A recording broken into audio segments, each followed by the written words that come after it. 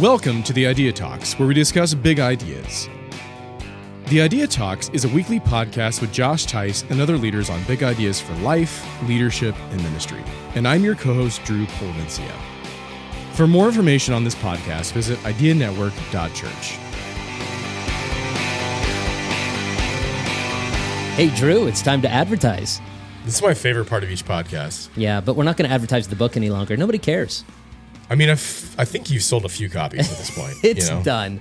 It's done. Put a fork in it, because right now we've got a new thing to push on you, the great listener. Please tell us. No, I can't, because some of these people are fast forwarding right now. That's true. No, stop fast forwarding.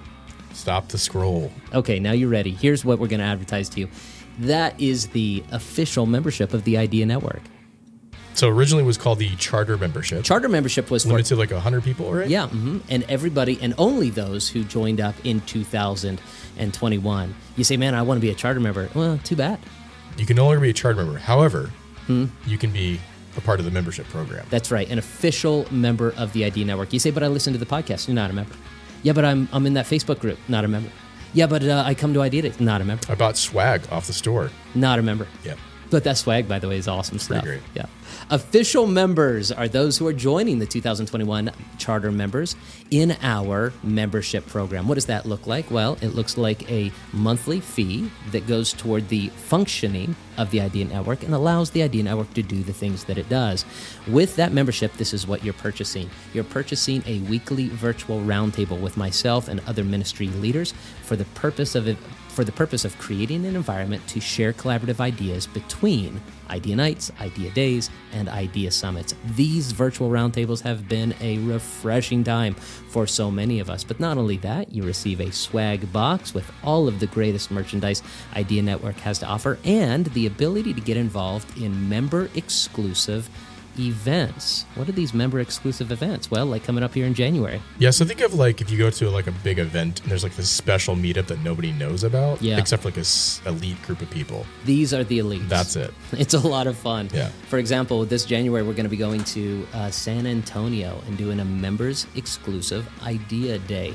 And it's a lot of fun. Where we're going to stay, very nice place right there on the river. What are we going to do and what are we going to eat? Really a nice event. In fact, we're pretty excited, Jeremy, Kylie, and I, because it's one of the nicest events we've ever put on. But this is only for our members. Look, we want you to be supportive of the network, and you want to be supportive of the network, but there's a lot that comes along with it. And we want you to be involved with the official membership of the Idea Network. All you have to do is go right to the website and look up membership and join us soon. Ideanetwork.church. Sign up there. Welcome to this edition of the Idea Talks. As always, thanks so much for stopping by and spending your time with us today. On today's episode, we have a very special guest speaker, and that is none other than Dean Sweetman. He's going to be talking to us a little bit about cultivating extravagant givers. Now, this was a session at a most recent Idea Day here in Las Vegas. This is session audio from when he spoke on this, and we really just wanted to take the time to share it with our listeners today. This session specifically talks about developing a culture of reoccurring and generous givers among your congregations, and we can't wait to share it with you. I want to give some background on who Dean Sweetman is. For more than 30 years, Dean Sweetman was planting and growing churches all over the world. In 1996, he and his family moved to Atlanta, Georgia, and planted C3 Church Atlanta with over 2,500 members. In 2013, Dean and his eldest son, Barnabas, developed one of the very first church giving apps, Tithely. Feeling led to pursue God's goals of helping churches increase giving, Dean stepped down from a full-time ministry in 2014 and focused on growing Tithely. Today, Tithely serves tens of thousands of churches and processes billions of dollars a year in church and ministry donations. With a passion for the local church, along with his leadership and technology expertise, Dean is among a rare few that can speak to the church, business, and technology sectors in the 21st century. So without any further waiting, here is Cultivating Extravagant Givers by Dean Sweetman. $120 billion is given to churches every year in America. About $400 billion to nonprofit. $120 billion is in the faith space. It's been growing for the last 50, 60 years, kind of commensurate with inflation and kind of, as the population has grown. There's a lot of people who think that the church is waning, the church is in trouble. the Muslims are taking over, secularism is taking over, everything is taking over. I can just tell you that giving has consistently gone up through recession, and we even have a lot of data for 2020 that I'll share with you a little bit. But giving depended on a few things, went up in a lot of churches, and it went down in a few. But it was probably the giving, we don't have the numbers in yet, but the giving for 2020 is probably going to be more in the church in the USA than 2019. So that's exciting. If and as a pastor, you guys know that the whole area of generosity and giving it's very personal to people. It's very connected to where your faith is at, I believe. I don't think there's probably any better indicator of where you're at in your commitment to a church than your giving record. There's a lot of different thoughts around, wow, as the pastor, should I know what people are giving? Should I know who gives? Should I know the top givers? That's a kind of a personal thing that kind of differs. I'm of the opinion that you should, and we can do Q&A later, which I'm kind of excited about. But if church giving in the U.S. kind of held strong in 2020, that's kind of exciting. Mm-hmm. Yeah. Because, I just think the slow death and minimizing impact that the church is supposedly having in society, I think is, overrated. I think the church is alive and well. And if we look at what people are doing with their money, because that's where their heart is, right? Those two are connected. The Bible teaches us that. I think we're in pretty good shape. So I have a couple of goals today. Everybody got digital giving here? Raise your hand. I'm gonna go out on a limb and say 100%. Good. I'm going to just cover a little bit of the why around it, just so you guys have that. And then, of course, just the best practices for cultivating that. You guys know, I'll go through this pretty quick, but cash and check, plummeting, right? In Australia, where I grew up, no checks for the last 30 years. So when I came to America in 1996, and they gave me a checkbook when I opened my Bank of America account, I'm like, what the heck is this? What is a routing number? And then, obviously, if you're, 35 and under, you don't know what a routing number is ever. So, this is not just something that's happening in the marketplace. It's obviously happening in the church. But some churches are very committed to their cash and check. They just love, for some reasons, we just built this check scanning piece of software, which I was so opposed to. It costs us all this money to have all these engineers connect this check scanner, and so we could process the checks in our back end, and I absolutely hated it. But we did it because we still have a lot of churches on our platform, nearly 30,000 churches on our platform that they want to scan those checks, baby. So we built it. I wasn't excited about that. But here's what's going on in the marketplace around the usage of credit and debit cards. You guys know this. Big penetration, right? Everyone's using cards. The big one is that bottom one is that the debit card is really, depending on kind of your philosophy on how you view money, spend money. I love the debit. I've been using the debit card for many, many years. I have a couple of credit cards that I rarely use, but most young people, and I think it's very healthy. You're only spending the money you have and not someone else's money. I'm not anti-credit card, obviously. We do billions of dollars a year in credit card processing, so I'm not anti-credit card, but I am pro looking after your finances and not going into debt. So a lot of times, pastors, early days, pre-COVID especially, we don't believe in taking credit cards for tires. I'm like, okay, that's fine. COVID hit and we had 10,000 churches sign up in 6 weeks, and they were taking credit cards right then, baby, I can tell you that. I just view it as a great opportunity to talk about people's money. When you're introducing digital giving and you're talking about giving in general, I think it just gives you access to talk about budgeting, living within your means. We love the Dave Ramsey Financial Peace University. If you've never run that in your church, I guarantee you it'll be a blessing and a benefit.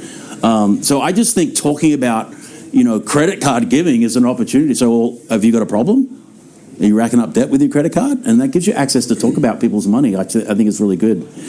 No one writes checks. You guys know this. There we go.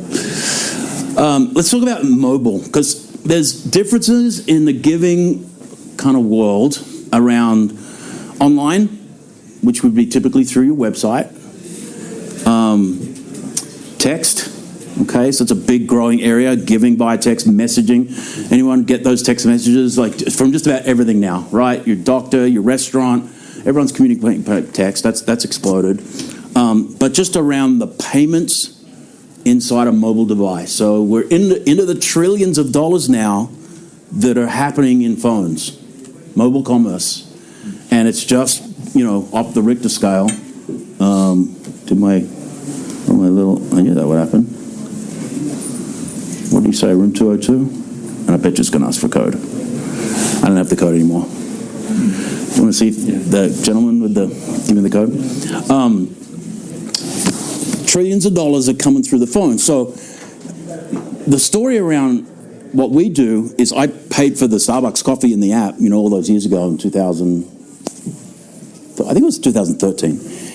And I could just see that the mobile device was just going to be the thing. And of course, fast forward for kind of 5 or 7 years, and anyone use Uber?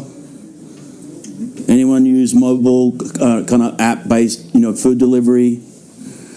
Right? So the whole idea of the mobile wallet is, you open the app, you put your credit card in one time, it remembers it. There's some kind of authentication, maybe via text message now. That's called two-factor authentication. Maybe there's a PIN number, and all of a sudden your credit card is stored in the app, and you're just going in there buying stuff. I don't know if it's a good thing because it's so easy to do stuff now. But that whole idea of removing the friction is kind of the thing. So the mobile device is really where it's at. And I think that one of the keys in the giving kind of realm is really getting church members comfortable with mobile if they're not. And I think as a pastor, that's one of the things that I could leave with you today is just to drive everything to the phone. Now you're like, and in COVID, obviously that was really needed, and online church was really big, and we can chat about that. But I like in the church world, not being last. I think as leaders in the church, we should be first in. And I remember in the 90s, someone saying to me, I'm not doing email. No, I'm not going to do that. I'm writing letters. Well, it sounds really righteous to not be into email in 1995, but, how dumb was that? So, and when change comes and when technology kind of, rolls in, I think as church leaders, we should be on the front lines of that. And obviously, you got to be wise about it, and you got to be smart about how you use it. Technology doesn't replace everything, obviously. It doesn't replace face-to-face. Online church is not going to replace face-to-face church. I think we all believe in the gathering together of the saints. It's what makes a healthy church, and, blah, blah, blah. But let's overlay technology when we can. And I think mobile is definitely a kind of big part of the future of what's going on. So, we're going old school? Yeah. I like it.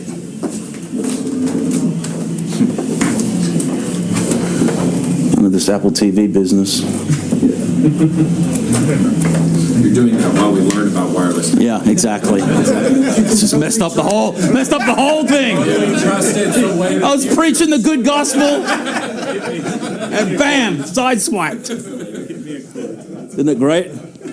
Anybody cut the cord on their cable? Yeah. Yeah. I'm hedging. I still kind of have everything, but I'm just about gone. So that's good. So yeah, mobile. So obviously 2020, we had about 12,000 churches on our platform, 13,000 in March of 2020. When the first lockdown hit, mid-March, those last 2 weeks of March, I think, Dan, was it 4,000? I think 4,000 churches in 2 weeks. So here we are singing the online giving gospel, and people are like coming in 600, 700, 800, churches a month, but there was all these, we're never going to do that, that's not for us. Boom, 4,000 in 2 weeks, and then April, 6,000. So we added 10,000 in 6 weeks. Needless to say, our eyes were hanging out, and we were all working 20 hours a day, and it was pretty incredible. But COVID revealed something to the church. It revealed a lot of things about the economy in general, but it revealed a lot of things that the church needed to get. And that's to my point. I think when you're those churches that had online giving, that had online church, that were using YouTube Live and using Facebook Live and hooking it up to their website, there was a bunch of churches, maybe only 20% were doing it well. They didn't miss a beat. We happened to be a remote company. We never had offices. We were already on Zoom and Slack. Didn't miss a beat. So that just kind of goes to my kind of mentality around, as the church, let's be tech forward. Let's utilize the technology to make what we do better. We know it doesn't replace everything, but if something happens, let's not be on the back foot and really kind of miss out. A couple myths. If you traditional in the way you collect your offerings, you have that summer slump, people traveling and so on. For a lot of churches that aren't online and mobile, or certainly around their giving went down significantly. What we see in a typical year is giving kind of goes steadily up through the year, and there's no summer slump because a couple of reasons. Recurring, which I'll talk about in a minute. Number one way that your giving is going to increase is if you increase your recurring givers. Number one way. And then, of course, mobile. Give anywhere, anytime. So as a pastor, I know you want everyone to be in service on Sunday. Okay, pre-COVID, just go back for a bit. Like, I remember those Saturdays, and just believing that every single person, and Easter used to be a love-hate thing with me, because I'd love Easter for all the celebration around the resurrection. I'd love Easter for how every single person that was in our database would probably come. But the Sunday after Easter was an absolute depression, because it's like you're back to, everything else. Like, why can't everyone be in church all the time, like I am? The fact is, they're not, right? You guys know that. If you're, lots of different data around, but if you're getting people twice a month because of soccer and kids and family and Uncle Mario in town and all the rest of it, there's 12 reasons why people are too busy. And depending on where you are in the country and the demographics and, where you live, the geography, the fact of the matter is your members aren't going to be in church every single week. And so, but this puts church in their pocket, put church in their hand, so they have this 24/7. You sleep with this, you make sure it never runs out of battery, you love it, you hold it, you open it, you look at it 95 times, an hour. Everybody has this. So driving the church to here is really critical. And there's different ways you can do that. We can talk about that too. No summer slump with giving online. This is one of the greatest finds that, we have a lot of data. And 2/3 of giving on our platform comes in not on a Sunday. So you think about old school, right? That offering Sunday, very critical. I pastored in Atlanta for many years. We have about 2 or 3 snow/ice events a year every time they happen on a Sunday. That's just a fact, right? Which means people don't come. What happens when people don't come to your church? They don't give. Oh, we asked them to give twice next Sunday, but that never happens, right? I don't know about you. I used to say, if you missed last week, you can give double this week with half a smile and half being really real. But that rarely happens, right? So the old school was not in church, not giving, hurts budget, right? So you have a hurricane or a weather event or 4th of July, love, hate, love the 4th, love the burgers, love the hot dogs, not digging that everyone's out of town at the lake because my budget got hit, right? So really what digital giving does, and the more you can get on digital, the better. And COVID forced that, okay? It's just going to bring a lot more consistency. And when people set up and can give anywhere, anytime, they'll do it. 2/3 of your budget, we're talking billions of dollars, come in not on a Sunday. And that's exciting for us. Recurring. We have it's a bit higher than this. It's a little old stat, this. I went and checked it again. It's about 22% is recurring. So you might think, that might be low for you. That might be really high. Focusing on getting people on recurring giving is really important. I was kind of one of those pastors that tried to get 20% of my members in my leadership team doing something. Whether you're greeting, serving in kids, ushering, on the preach team, whatever. I wanted 20% of my congregation. And I was kind of I don't know if it's old school, but I tried to grow my leadership team, and that kind of grew the church. That's how I used to think about it. The 20% of your church that are committed to serving are the first people you want to get in a room and say, hey, you're serving with your time, you're lending us your talent, but it would be really great if you got really committed around the tithe and the offering. And here's how easy it is for you to set up recurring giving. And it's amazing when you ask people stuff. They're like, oh, I didn't think of that, Pastor. Like, you actually would like to kind of know what's coming in so you can budget and plan? It's like, oh, that'd be really awesome. and the problem is that most churches don't run like a business. Mm-hmm. Yeah. Most churches, now, I don't think church is a business. Church is spiritual, it's physical, it's feeding the poor, it's preaching the gospel, it's looking after the lost, the hurting. The spiritual, obviously part of it, we understand. But, so the church isn't a business, but the church has to run like a business. All the big churches you see have very intricate and sophisticated business operations within them. And a lot of times I see churches trying to break through that 100, 200, 300 barrier, which, by the way, is 89, 90% of churches in America are under 500, okay? The mega church is the top half of 1%. So most churches in the US are under 500, the vast, vast, vast majority. And a lot of times what impedes growth is the lack of business acumen. And so if you're not a business person, and I was fortunate, I kind of had started and failed at many things, over my lifetime. And I taught my kids how to be entrepreneurs, and we do all kinds of crazy things. But I was kind of more business kind of minded than I was church minded for a very long time. And then I kind of tried to apply those skills in my church.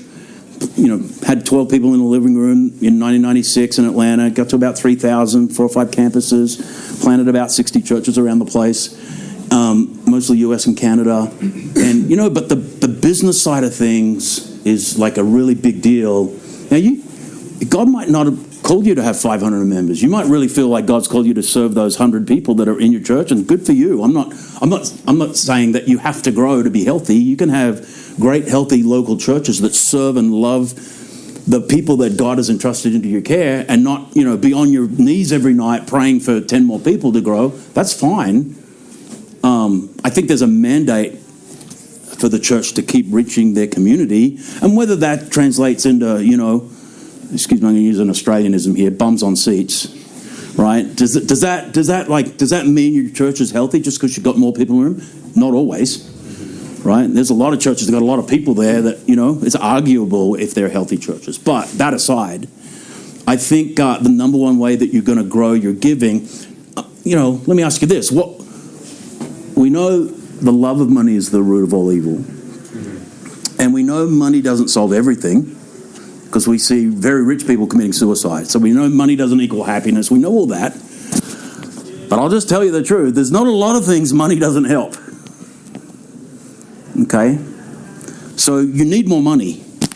And that's kind of a mindset that I love to try and get across to church leaders. Because you have the gamut. You have pastors who are afraid of talking about money, and you have the guys that are televangelists that spend like 59 minutes of the hour talking about money. I think there's something biblical in the middle somewhere that's important. But there's not a lot that wouldn't hurt in your church and your church's mission if you had more money. The example is this year, my son, I planted a couple of churches in LA, and my younger son took over. He's 32 now. I have 4 grandchildren. It's awesome. I'm a grandfather, and I don't pastor anymore. I mean, does it get any better than that? My son had most of the churches in LA, and LA is a nightmare, and I won't go into that. But you're meeting in schools, typical church, plants and so. I think he's like 500 or 600 people, a couple locations, and there was an opportunity to buy a building. One, they got given a building in 19 down in the South Bay, so that was great. And this building that was a 125-year-old church that was converted to an event center for weddings and all this kind of stuff in a really hipster part of town. They were all in for like 3.5 million. This seats about 200. Beautiful old church, and it came up for sale. And the short story is, my son's church bought the building for 2.1, so they got a great deal. But he'd been running he called it Vision Builders, which was every year he'd get like the 20-30% top givers in a room, preach the vision, get more money from them. And he had this, I think about 600 or 700K in the bank. This building comes up, he goes and raises another like 600 or 700, gets them in dollar mortgage and buys a building, and like in the middle of not being able to rent any facilities. You can't rent a school. You're not going to be able to churches. If you're in a rental facility, you're not going to probably be able to have church in a rental facility in LA, maybe even for the rest of this year. So what did money solve? Bought a building. So, there's not, you try and think of all the vision that God's put in you. Having more money is only going to help you fulfill that vision. So let's not be the people that shrink back from that concept and thought. Let's understand what the Bible talks about it. Let's preach biblically about what the Bible talks about money. But let's be bold about it because it's going to advance the gospel. Churches that offer digital giving and educate members, and that's a big, you notice I put it in bold and made it stand out, increase donations by 32%. So I'm going to talk about how you educate in a minute, but this is the distinctive. Okay. Oh, I've got it on my website. I've got the app. I've got this. I got text. Right. It's kind of like, my newest hobby is cooking, as you can tell, and I watch YouTube videos of about 20 different chefs, and I subscribe to them all, and they come in, and I'm like learning so much about cooking, right? And I'm okay, and I got my good utensils, and I got knowledge. Like I couldn't cook an egg, like a couple of years ago. I educated myself around cooking, so now I can pop out some stuff. If you come to my house, I'll cook you a shepherd's pie. I'll do fish and chips for you. I'll do like all these Australian, British things that I still love to eat that I can't buy anywhere, so I have to go learn how to cook them. But I had to educate. Educating church members around giving is so much more than just saying, hey, go to the website, right? And so that's kind of the distinctive. So how are we going to cultivate this? So whip through this. This is not a sales pitch. So I'm not, I was talking to someone and say, oh, we're using Planning Center. Great, use the Planning Center. I'm not here to sell things to you. I'm just trying to educate you on best practices, And so one of the best practices that we think is that you shouldn't have to leave your website to give. Okay?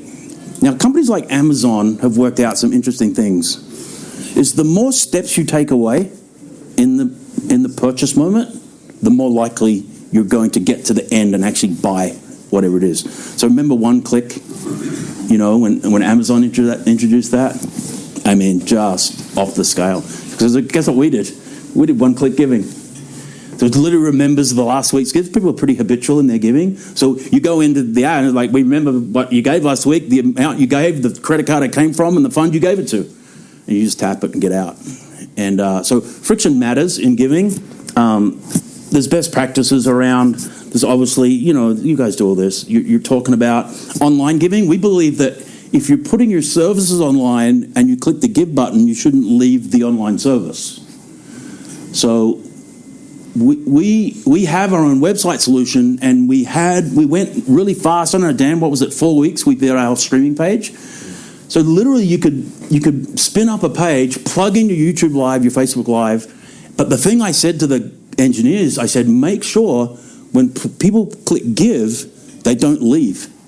So the video keeps playing. You've done all that work to get your church service online, and now I'm online, and now I'm in the chat, I'm in the prayer, which, we have all that good stuff. But you want them to give, right? And if you're smart, you go, hey, if you're online today, we're super glad. If you're just visiting, hey, this is no pressure. But if you're one of our church members and you're watching online, right here above my head is this give button. Click on it. And what happens is most companies, you click on it and you leave. That's the last thing I want you to do. I've spent all this energy, time, effort, money, promotion, Twitter, like Instagram to get you there. Now you're going to bail when you give. So we don't do that. We just keep you there and it keeps playing. Communication's obviously the key. The recurring I talked about.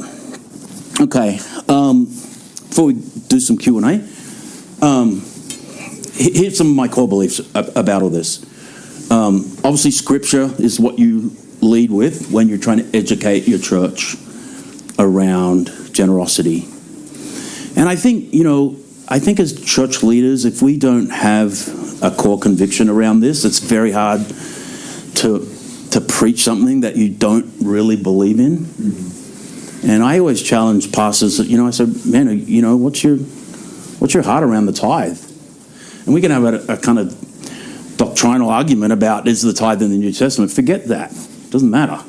Jesus said, I want everything. So we can argue about 10%. He's like, you give me 100. So you're like, that's what to me it's about. So let's just pick the number 10%, whether you believe it, it's New Testament or Old Testament or whatever, it doesn't matter. I happen to believe it is, but it doesn't matter.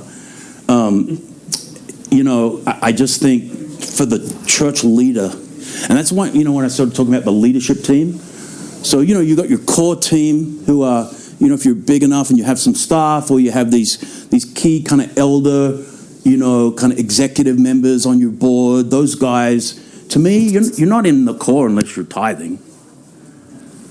I mean, I'm going into war here in the trenches, trying to win people to Christ and, deal with all manner of issues. Like, we're with you, Pastor, it's great, but, we're not giving you tithe. It's like, I don't know if I want people on my board that aren't tithing. That's just me personally. My key ministry leaders, the head of my kids' church, the head of the youth, like staff or not staff, paid or not paid. Most of the people that are going to serve you and helping your vision are going to be volunteers. And so the people that are bought in, so there's a term we use a lot, right? Who's buying in? So, yeah, great. Buying. I'm giving you my time. Pastor, I don't believe in giving money, but I'm going to give you 10% of my time. It's like, great. Not paying the bills with your time. I think to challenge your core, your top, call it the top 5. If you've got 100 people in your church, the top 5, 8 families who are really with you, that turn up to everything, I think it's okay to challenge them to give 10%. And that might be really cringeworthy for you. You might be like, oh, I really struggle to talk about it. It's like, if your top guys are not at that level of commitment, you got to question their commitment, I guess. So I like to use Scripture. I like to tell stories. I like to tell, get people telling their story about giving. I had some form of exhortation around the offering every single week. And they're like, oh, man, I do a tithing message like once a year. Great, do that. I did twice a year, kind of generosity series. Sometimes it was 2 weeks, sometimes I did 6 weeks. But I at least read a scripture at a minimum. And so we were kind of a little old school. We'd sing, 20, 25 minutes. You'd get up, welcome the visitors, fill out the visitor card, blah, blah, blah. We used to do all that. Sometimes my executive pastor would do it. Sometimes I would do it. And then, we'd come around the giving. And I grew up doing communion every week. We kind of, I got saved in this Pentecostal revival in the early 80s in Sydney. And it really was a revival. Like, I was a surfer on the beach, and 200-300, guys or girls a week were getting saved in this church. The church started, there's 50 people in a surf club in 1980. I got saved in 81, I was 17, and boom, it was great. my pastor really believed in the giving. So we had communion and giving, and it was kind of old school. It was part of the worship, and we joined it all together. We kind of went to communion once a month, which, I kind of regretted in some ways. I loved it so much. I grew up Catholic, so communion is kind of very part of the way I worship God, and it's a really kind of key moment for me. But giving, it was always baked in there, and so I would have at least a verse in the Bible around giving every single week. And I just say, hey, church, it's time to give. And turn to your Bible too. If you're visiting today, please don't think I'm asking for your money. We want you to sit back, relax, and enjoy this service. I'm not talking to you right now. But if you're a member of this church, I want to challenge you to be generous. And I'd read a scripture, do a little blah, blah, blah. Or I'd bring, someone up. Say, hey, we started giving, blah, blah, blah. We all want to see our people grow. I think that's a big kind of, if you're a pastor, you're not just, you love to see people saved. You want to see people come to the church, but you want to see them grow in Christ. And that is measured in different ways. Their lifestyle changes. When you become more like Jesus, you live different. Right? That's hopefully what's happening. If you meet Jesus, your life changes. The way you think changes. The way you treat people changes. The things that you used to do, you don't do them anymore because you found a better way. I think one of the hallmarks, of what happens in you as a believer is you start, not being selfish. And I think it begins with finance. I think growing in generosity equals growing in Christ. I really do. If you ever get a chance to have a look at when people left your church, if you record this kind of stuff, find out when they stop giving. Because before they leave, they'll stop giving. And they're pretty much, and on the reverse is the case. When they come in and they've checked you out and they've visited and this is really cool, and man, I like this pastor and I like this vibe here, you'll see within a few weeks they'll start, 50, 100, and then if they're biblically minded, they'll start giving more than that.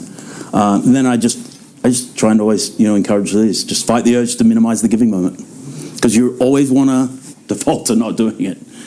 And so it's just kind of a discipline that I like to really instill in pastors. So that's it.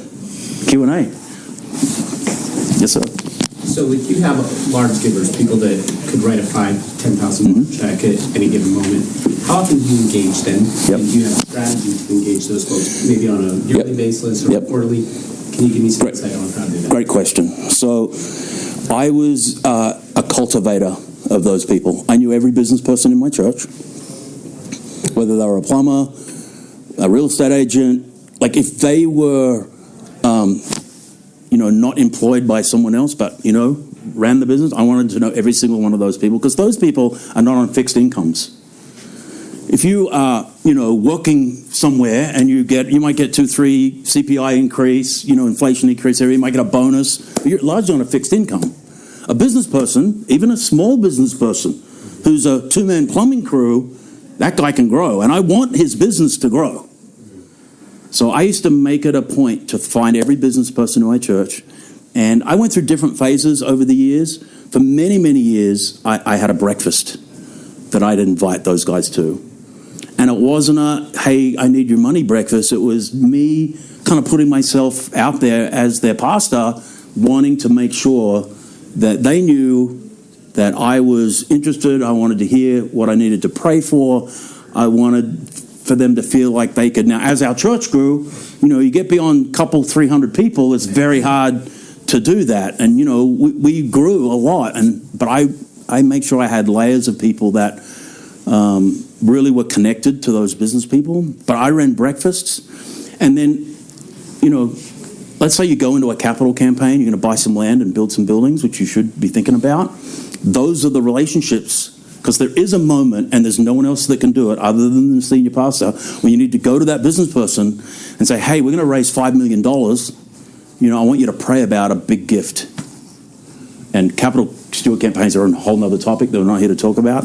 But I know a lot about those too, because I raised tens of millions on those. And there is a moment, if you haven't developed the relationships with those people that have the capacity to earn more, it's going to be more awkward.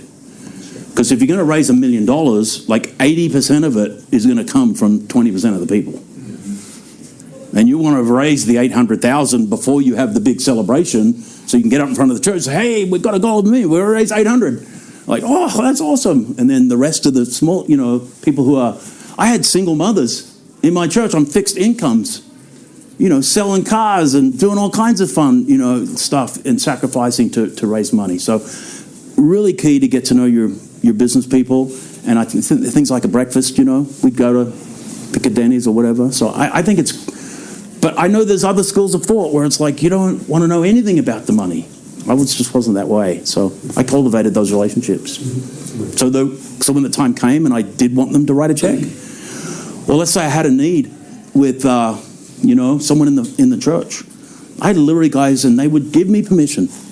They'd say, "Dean, just tell us, So I go, "Hey, so-and-so, just had their car repossessed, and it's a single mother." And we built like 4 houses for single mothers, and we just had a heart for that in our church. I think being in Atlanta, there's so much fire and brimstone going around in the 80s and the 90s. A lot of time they were ostracized in our community because, obviously they had babies out of wedlock or whatever. So I just made it a point to reach that group of people in our area. And, I could call on, there was 10 guys they'd write a 10 grand check and get a car. So I think it's good. I want to bring up something I haven't really heard talked about, and I think this is a good spot to get some feedback for us. Yeah. One good thing about recurring giving is people give after they die. One bad thing is they're still giving after they die. Our policy has been when one of our donors passes away, we wait until the second payment comes through, and then we send a message to their family, letting them know what their loved one has done. 100%. Informing them of that. And every time we've had the family give a lump sum when they close down that giving. Right. But I think that's an okay policy, or do y'all have any thoughts on? I think that's a fantastic policy. Obviously, when someone passes, that's a big moment. But I think approaching, say, "Hey, these guys, Brother so-and-so had a recurring giving set up with the church." Obviously, we want to get that all buttoned and squared away. So we're not a church; we're a nonprofit, so it could be a little different. But I thought it was worth. That kind of opens another whole subject around estate planning. I don't have time to do that today. There's $20 trillion that's about to transfer from the baby boomers to the next generation over the next 10 or 15 years, and that money is going to get eaten by taxes. And who wants to give the money to someone who doesn't know how to use it? And easy, right? And but a lot of times it gets given to foundations, and so that's a whole nother ball of wax right there. But yes, sir. I actually want to run in that stream because I'm dealing with a transition, 80s to 30s. Yeah. What is there anything intentional that you did with that older generation estate planning to bring that up? Totally. We did it every year, and it was a special night on the subject, and I'd bring in an estate planner, and so I'd say, "Hey, if you're want to find out how your estate can benefit the church, we're putting on a chicken dinner, would you like to come?" And I'd bring in an estate planner and talk about, you'd be amazed. We know what happens to money, right? It just compounds. It just grows. That's why I encourage, I'm 10, 10, 80. Give 10, save 10, live on 80. I teach my employees, everyone who listens to me, if you start doing that in your 20s, you're going to be a multi-millionaire by the time you're 65, okay? Money just keeps compounding. And so when you're 65, 70, even if you've had a job your whole life and you've been just a little bit wise, you're going to have millions of dollars of assets. So it's amazing how few people have thought about what is going to happen. Obviously, you want to give them to your kids. You want to, help. Like most of it's going to go to your family. But it's amazing when you give people the opportunity. You think, oh, I could do something in my will that would help the church. And when you give people the opportunity to do so, I'd have a dinner and I'd bring in an expert. Now, because you said you've dealt with a ministry where living room to 3,000. Yep. Did you do anything in the living room first couple of years that was smaller? It's a great question. You're only talking about 5 people. You're talking about 8 people. I just say as a rule of thumb, it's much easier to talk about money when there's a lot of people. Exactly. Right? So it's so much easier because you're just blanketing out these big statements and you can be like, oh, heck, that guy's not talking to me. Yeah, right, exactly. Right. If this is my church and I'm talking about estate planning, that's going to be a tough day, okay? Yeah. So, look, I think as a pastor, right, you just got to use the wisdom to be able to chat. Now, you know, if you've got some 80-something-year-old people in your 50-member church, you know, and you know them well and you're relational and is there a moment where you can say, hey, have you thought about your estate? And they might go, yeah, we have actually. Like, oh. Can you use it as being a tool of this is our budget? Yeah. This is what it's going to be in 10 years. Mm-hmm. As far as, we don't know all the budget, but, but you make up this certain percentage. Right. And this certain percentage will be gone. Yep. I was like, I'm not saying it for me. I'm saying it for future. The health of the church. Friendship or future whatever that church is. Well, that goes to something I also believe in, is that people give to vision. Yeah. We'd love them to give obediently because Scripture, what it teaches. But that's a small percent. You know, only 3% of people tithe. Yeah. Like truly, like 3%. 120 billion, remember that 120 billion? Imagine if that's from 3% of people who tithe and the rest are like putting in 50 or 100 every now and again, right? So can you imagine if that, my big mission in life is to move that needle. Like that's what I feel like God's called me to do now. And this whole platform that just makes it easy to give in like 5 seconds is like, honestly, my big vision is to increase the money that's coming into the kingdom. Because I believe there's no other answer for the world other than Jesus and the church. So I think, but people generally, if they're taught well, they'll give out of obedience to Scripture, but mostly is what they give is to a vision.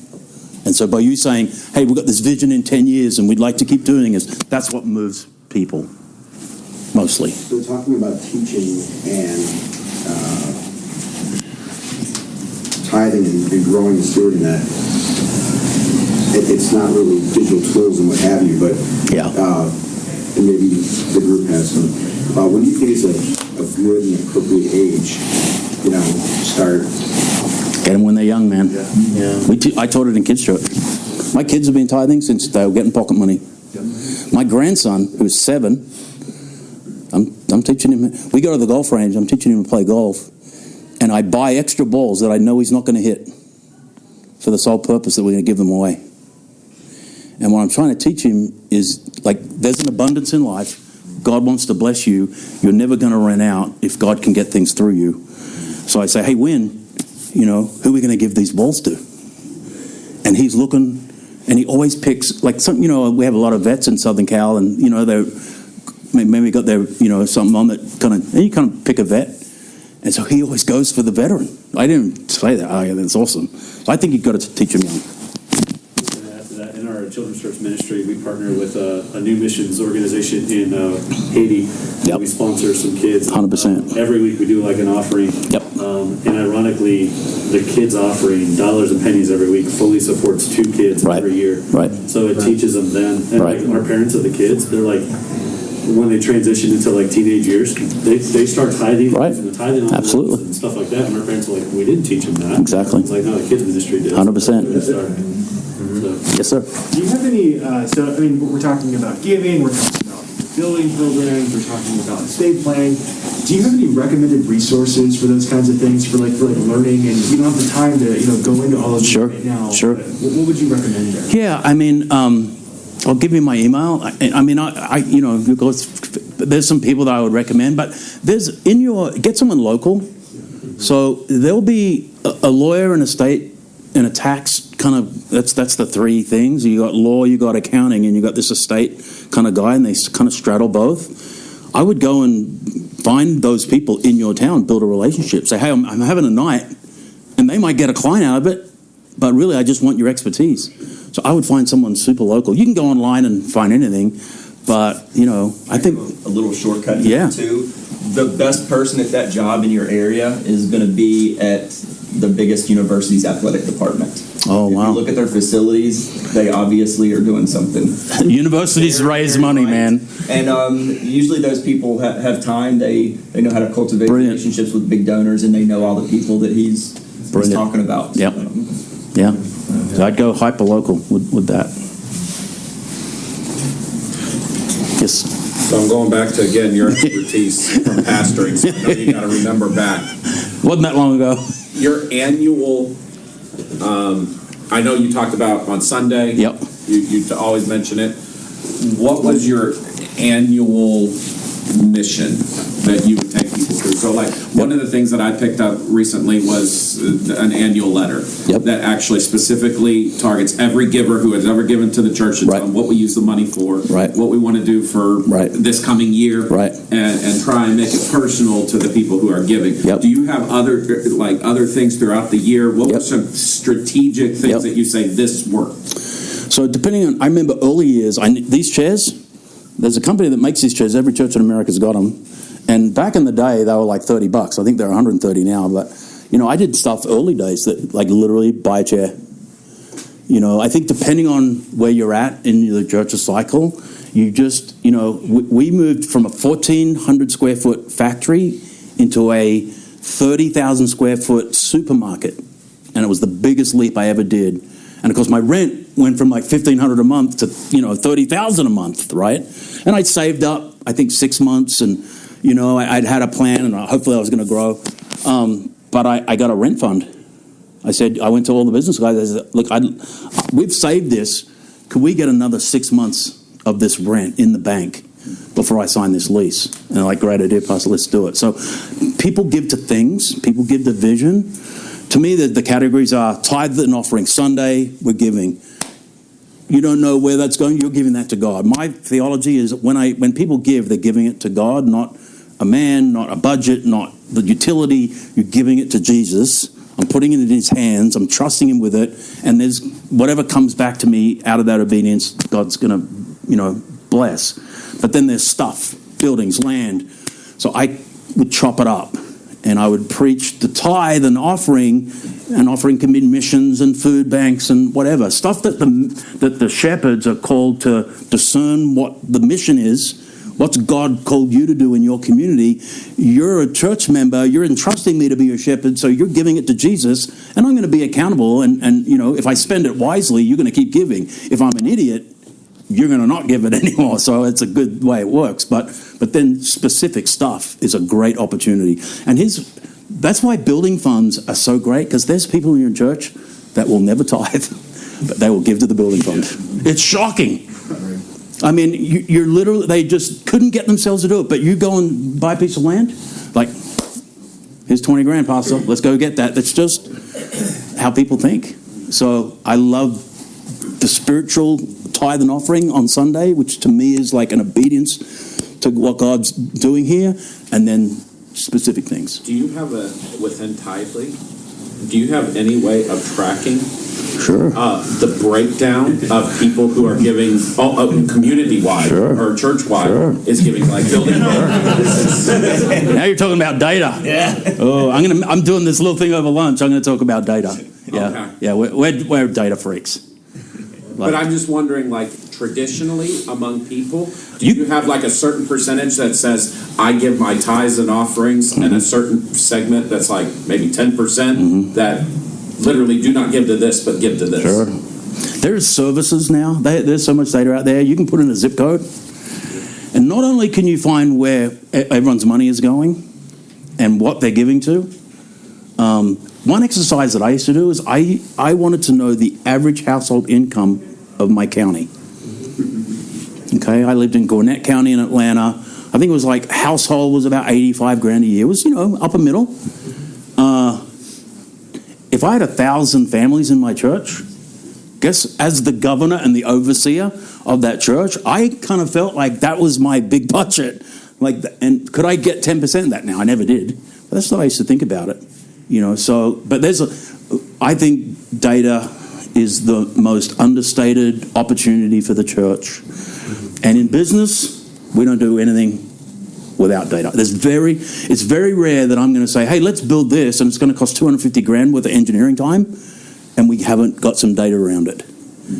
So, that's, and as a part, and I'm going to talk about it at lunch, but I think understanding numbers, and not letting it rule everything you do in church life, but I just think it's a missed opportunity for church. Now, having run a, multi-million-dollar business now, where I literally have to look at the numbers to make big decisions. I've got 120 people we're paying that are on staff. It's like, a lot can go wrong if we don't look at the numbers. Happens in church. Do you have a question? Yeah, so, just something to add. So we were missionaries from 99 to 2011, and came back to the Kingstown outreach and member care at a church up in Cleveland.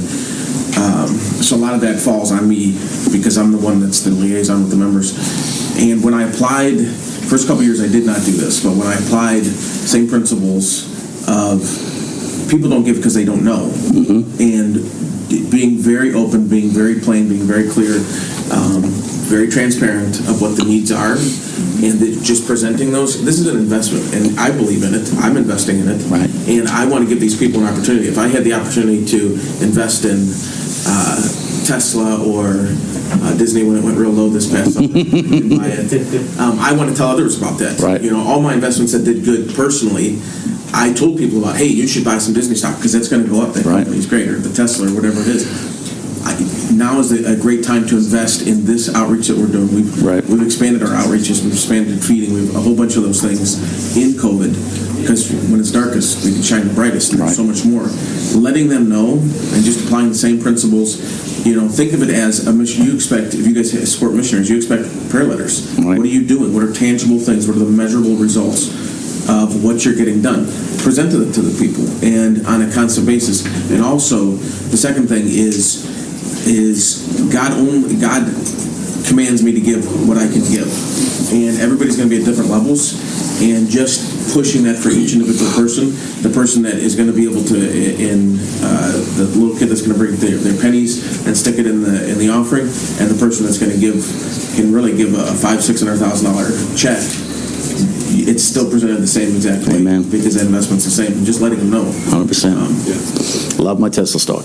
1, 2, and then 3. What is you talk about metrics and whatnot, what's a good percentage of median household income where you're hey, we are doing well with what our church is doing? Sure. Yeah, so here's my rule of thumb, depending on geography and zip code.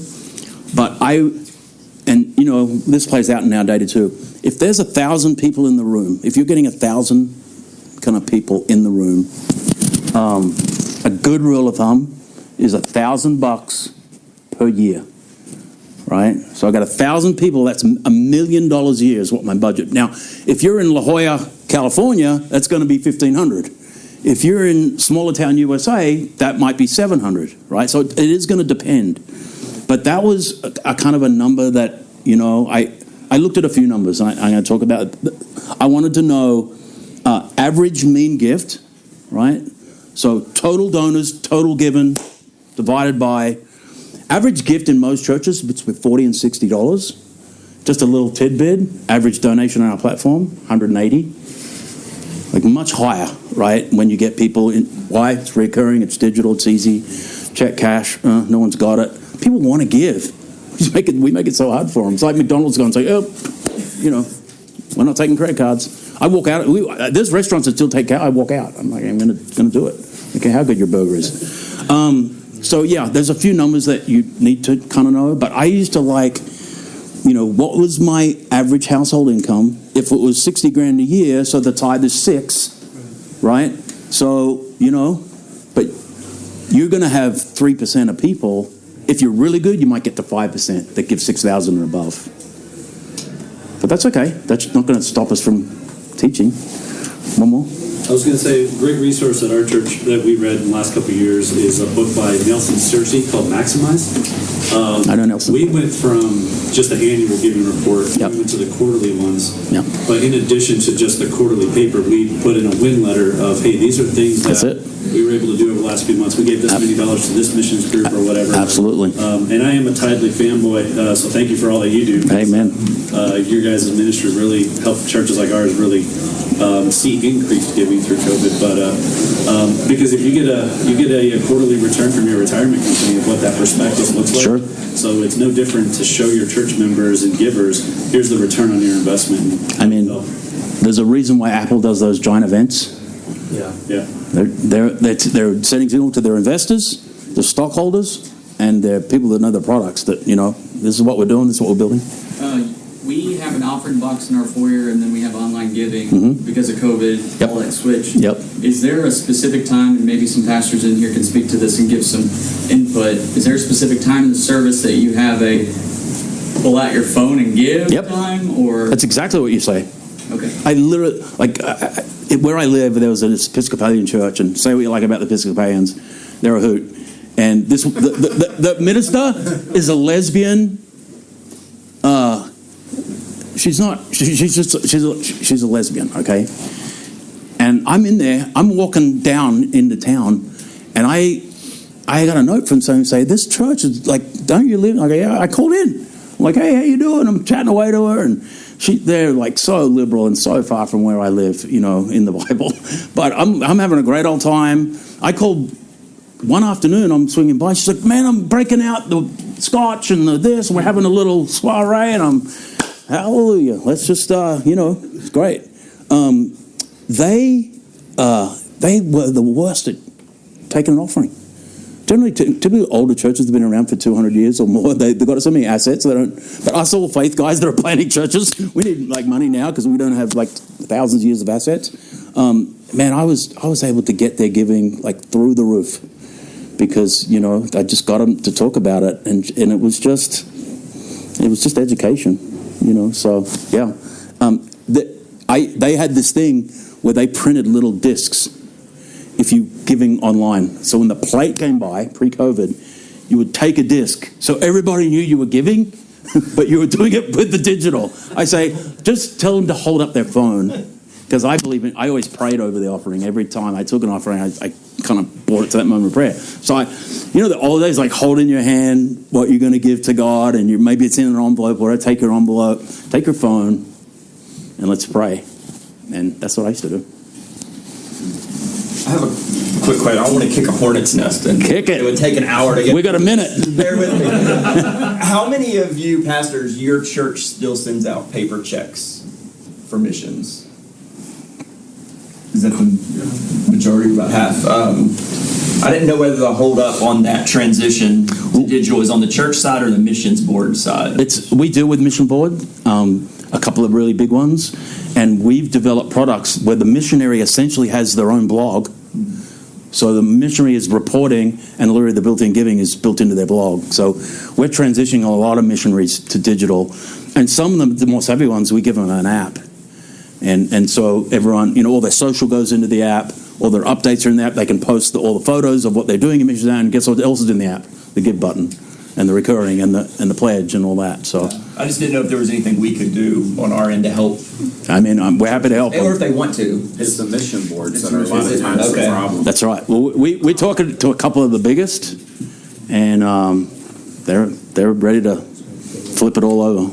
It's something that I've been a part of a mission board that didn't do that. Mm-hmm. I've been a part of a mission board that exclusively, you only give to the missionary through the app. Sure. But it's a challenge. It is a challenge for the church and the mission board, because the missionary is going to go to some churches where they're, oh yeah, this is great. And then there's going to be that one church secretary or that one financial secretary that's 70 years old, and you will not get her to release a check. We have a mission group. They have 40 people full-time opening envelopes and processing checks. Yeah. I said, I don't want to put 40 people out of a job, but you're not going to need them anymore. So get them doing something else. And we're literally 40 people opening envelopes and scanning checks. Bing, not happening. I think there's lunch. Yep. Thanks, guys. Really appreciate it. Thank you. Thanks for coming. Thanks so much for listening to today's Idea Talks. If you would like to reach out to us, drop us an email at joshtice@ideanetwork.church. If you benefited from this podcast, we ask that you take a moment to show your support by subscribing, rating, and reviewing the podcast on iTunes. Thanks again for joining us, and we will see you right here again at the Idea Talks podcast.